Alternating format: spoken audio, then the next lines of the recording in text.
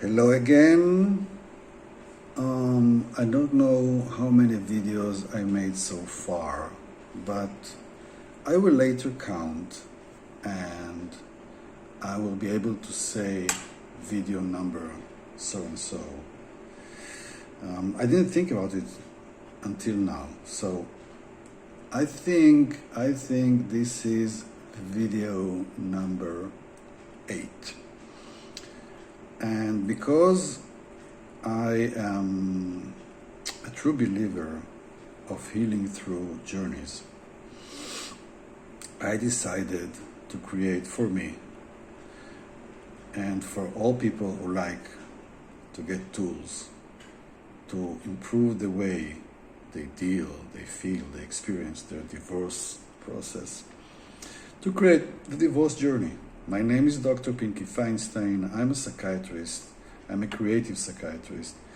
And my main work as a psychiatrist is to create platforms for people to heal their lives through the issue, the main issue they have to cope with at a given moment. So, hello again. Thank you for joining me.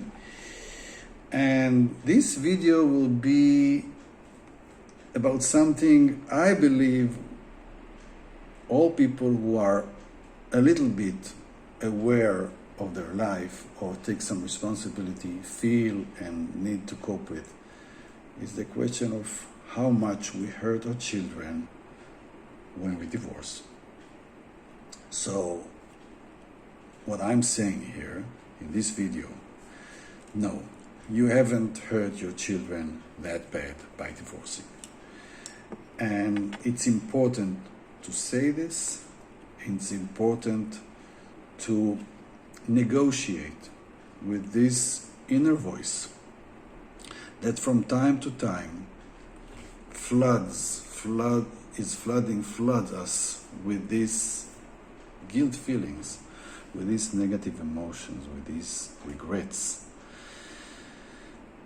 about what we did to our children, allegedly. And the thing is that the more we believe this voice, the more we cooperate with this voice, the more we blame ourselves for doing something bad, for doing something damage to our children, the less we are able to be better parents as divorce and in general. Yes, it is important to improve ourselves. It is important to realize our mistakes and try better. It is important to say that some of the things we have done and we will do will not be that good for our children. And for a certain extent, yes, we're going to hurt them. But we would have hurt them even if we didn't go on this divorce. And maybe, just maybe, it's quite reasonable to assume that if we had no other way but divorcing, if our relationship reached a place in which our emotional communication is not bad and cannot be fixed, it is quite reasonable to assume that if we hadn't gone through the divorce, we would have done much more damage. We would have caused much more pain to our children, and the worse pain than the divorce, a pain that will be unconscious, an unconscious damage to them. Because when we keep the relationship, parents' relationship of poor emotional communication, we keep it. We don't divorce, we don't separate, we don't change it. The love between us is deteriorating. We are not a good cooperating couple as we used to be. And our children need to live with this from day to day until they leave house. This is how they shape their personality from. So probably if we hadn't divorced, things would be worse than this one.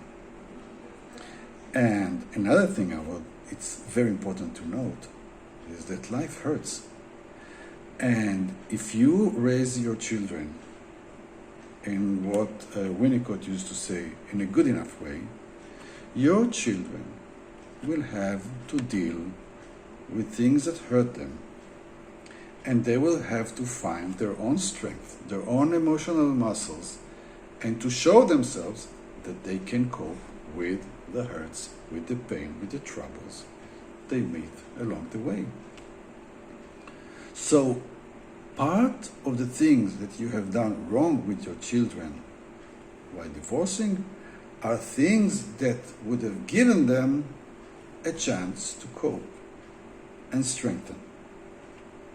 Okay? So, if divorce is the right thing to do, and most of the time it is the only right thing to do, so you give your children a message to do the right thing in life, even if it's hard, even if it's painful.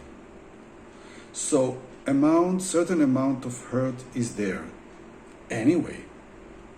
But if it is associated with doing the right thing, that eventually brings to a state of mind of insisting having good communication between parents, between mom and dad, and you know that eventually, this is what will help you get through the divorce journey. Sometimes divorced parents eventually manage to have better communication with divorce. It doesn't happen always, but there is a chance it would be. So this will be another advantage of the divorce. And finally, remember, guilt feelings are like poison. They don't help us grow. They don't help us fix our mistakes. And when we feel guilty, and if we act as a reaction to our guilt feelings, we will do worse things with our children, with ourselves. So we would like to take responsibility over the things we did. We would like to get better, and we will get better because we are on a journey here, a divorce journey. And in journey, you heal, you learn, you improve. So if we take responsibility, try our best to improve ourselves.